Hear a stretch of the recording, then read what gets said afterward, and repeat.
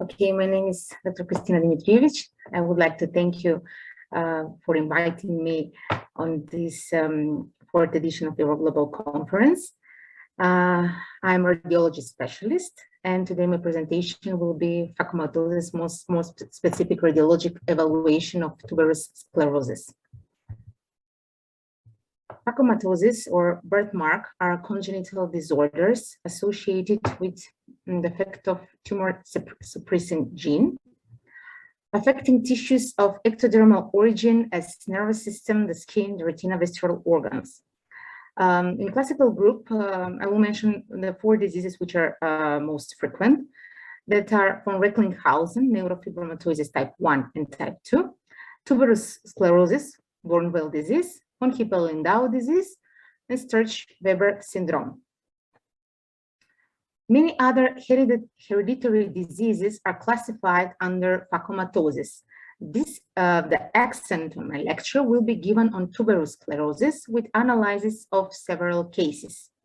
Briefly, we will have comment on other three diseases just to show easy distinction between them. The aim of this presentation is to simplify clinical and radiographical findings in this group of diseases for easy remembering, distinction, and diagnosis between them. Von Recklinghausen neurofibromatosis type 1 is one of the most common autosomal dominant disorders of central nervous system. Phenotypic expression of the disease is extremely variable clinically and radiographically. Most frequent are cutaneous lesions, caffeine-laced spots, or coffee with milk, and their first manifestation during the first year of life. Neurofibromatosis type 2 is much less frequent of central nervous system than neurofibromatosis type 1. It is also autosomal dominant disorder with defect on the different chromosome 22, and clinical variabilities are also present. In nearly all patients less than 30 years, bilateral vestibular schwannomas are present. So we can see that neurofibromatosis are frequent cutaneous lesions, caffeine-laced spots, and in neurofibromatosis type 2 is going with bilateral vestibular schwannomas. Clinical presentation of NF1, cutaneous neurofibromas in 95% over 30 years, leash nodules, axillary freckling, mental retardation, learning disabilities, optical pathway gliomas. And NF2, cutaneous manifestations are much less frequent than in neurofibromatosis 1. Hearing loss is an uncommon in childhood. Bilateral vestibular schwannomas in 95% are under 30 years. Meningiomas can cause seizures, and other schwannomas may also be present. And also in neurofibromatosis type 2, there is cortical cataract or juvenile lens opacity.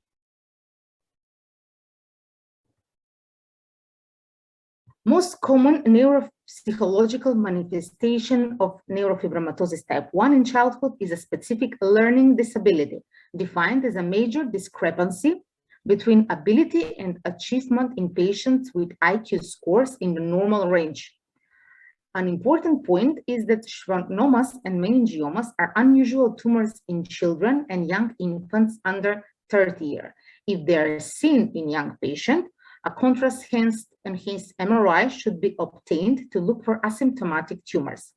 In absence of cutaneous and ocular manifestation, patients with NF2 may not develop any clinical manifestation until second, third, or fourth decade of life.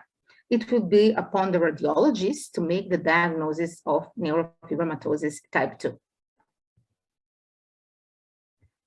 As I already said, in NF1, there are learning disabilities, even the IQ range is normal. And in neurofibromatosis type 2, there are vestibular bilateral schwannomas, and pathology examination should be performed. Symptoms in neurofibromatosis type 1, most frequent are cutaneous lesions, caffeine-laced spot, cutaneous neurofibromatosis, leash nodules, and learning disabilities. In neurofibromatosis type 2, bilateral vestibular schwannomas under 30 years, as already mentioned, together with meningiomas, Hearing loss is a symptom that is over 30 years old that affects seizures and cortical cataract. Tuberous sclerosis. Tuberous sclerosis is an autosomal dominant disease with two separate mutated genes that involves multiple organs. These chromosomes code for proteins that are involved in the regulation of cell proliferation and differentiation. Intracranial abnormalities of tuberous sclerosis are a result of dysplastic, disorganized cells in the subependymal region, the cortex, and pathways between them. Classically, tuberous sclerosis has been characterized by the clinical triad of mental retardation, epilepsy, characteristic skin lesions, like this picture, red-brownish, and cutaneous tuberous specific cutaneous lesion. First case in our clinic of tuberous sclerosis, 11-year-old boy with first presentation of the disease on age of 10 with first convulsive attack while sleeping. Vitamin B were prescribed and the attack was not seriously considered. Next year, epileptiformic attack was more severe and the patient was hospitalized. EEG had stable brain activities and rhythm. Familiar angiofibromas were detected and genetic investigation were performed. DNA-targeted sequestration has shown genetic variant on this type of gene. The same genetic variant was proven in the mother of the child. This variant is classified as probably pathogenic according to classification of American College of Medical Genetics. This genetic variant leads to loss of function as familiar mechanism for developing tuberous sclerosis. This confirmed the diagnosis, and the mother as a case was not published in the literature. These are the case of the 10-year-old. We can see on the left side, it's parietal, white matter, subcortical, mainly on the left side, hyperintensities on T2 sequence. But there is no ventricle dilatation on these cases. On sequence flare, these are much more visible, as you can see, because they're also occipital. You cannot maybe see on this sequence, but here they are much more detectable. And also on the diffusion weighted image, we can see the restriction of the diffusion. And it's much more clearly that there is something specific here on the left side of the brain. After 2 years, the seizures were more severe, and there is a little dilatation of the ventricle. And now you can see that there are big dilatation of the ventricle, of the posterior horn of the ventricle, and also tubers here on the right side in the gray matter. It's on the left side, deeply cortically, and also periventricularly. Also on these pictures. This is T2 image, and on flare. You can see that the difference between the first pictures and these, that the clinical manifestation and also MRI is much more severe. In case 2, 10-year-old girl with severe clinical presentation, the diagnosis was established on 2.5 months of age, which means infant, with genetic differentiation.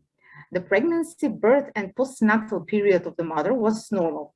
First convulsive attack was at 2 weeks of age, with hyperemia of the face, contraction of both arms, divergent strabismus of left eye, and tremor of arm and legs in 1 to 2 minutes of period several times per day.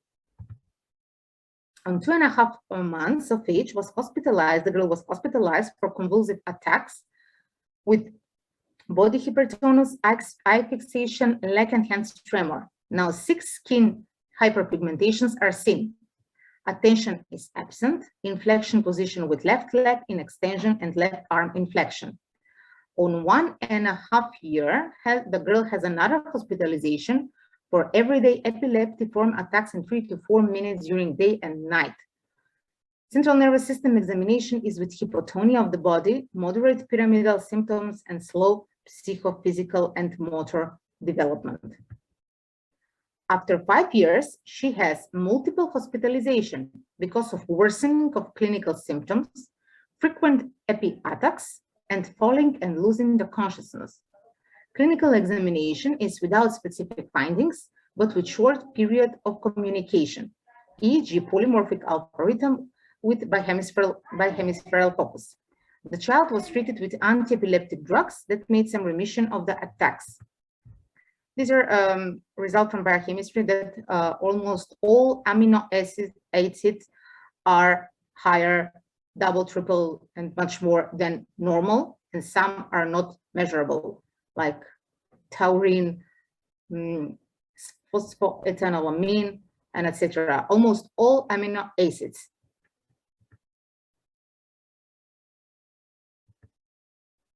In case number 2, with the girl, computed tomography was made and shows cerebellum and midbrain are normal, which means that for this kind of disease, we must go under MRI performed, not to make radiation of small children with computed tomography. On lateral wall of left lateral ventricle, subependymal, nodular, hyperdense, well-defined lesions are seen on MRI. These are characteristic MRI findings.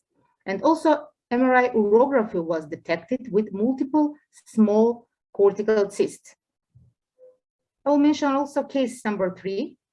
That is a 1-year-old male with genetic proven malformation of this type of gene with EEG, slow brain activity, and also characteristic MRI findings. It was also made MRI urography because we detected polycystic kidneys with parenchymal reduction, which means, as I already mentioned, that tuberous sclerosis affected more organs.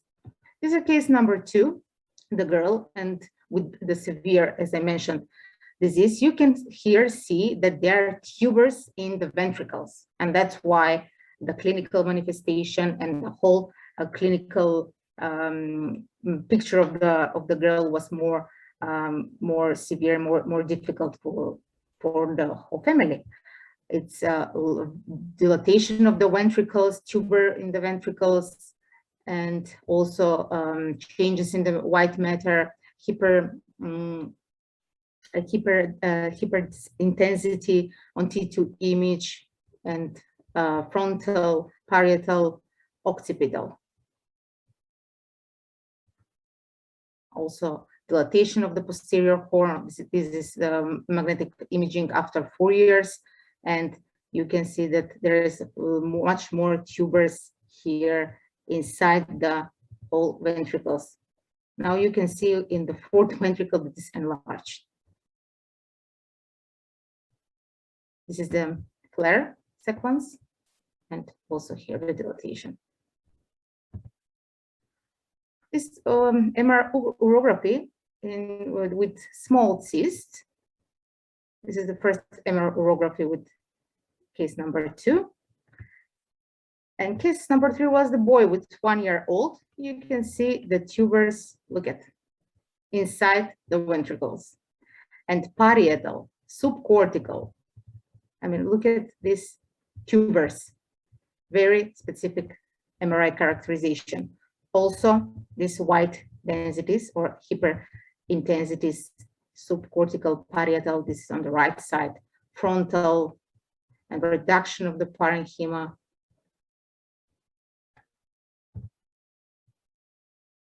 Here also. These are the kidneys. At first, when you see this picture, we thought that it's congenital megacolon, maybe. This is everything MR urography. There is actually no parenchyma, no kidney parenchyma. It's huge polycystic kidneys that affected this boy. Here. I will mention the other two phacomatosis, like Sturge-Weber syndrome, known as encephalotrigeminal angiomatosis. Familiar cases are reported, but there is no clear evidence of heredity. Both sexes are equally affected. Angiomatosis of face or facial nevus is present at birth, can involve part of all of the face. Leptomeninges or choroid of eye are also affected. Other clinical components are seizures, hemiparesis, hemianopsia, and mental retardation.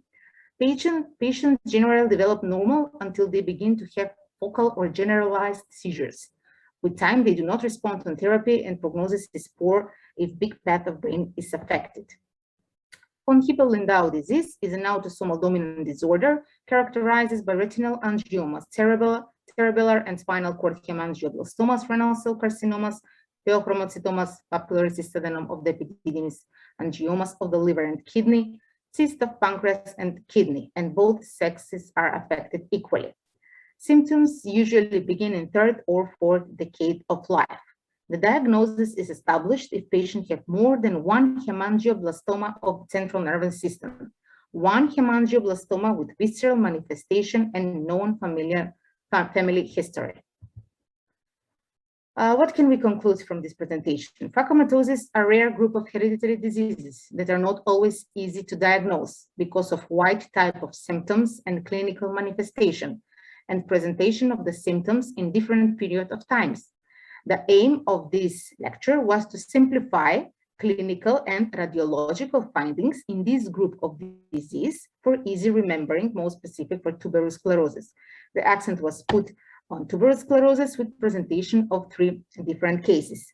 If basic things are remembered from this lecture, it will bring joy to the presenter and benefit to the listeners. Thank you for your attention from our Skopje, Macedonia, and today is our public holiday on Independence Day.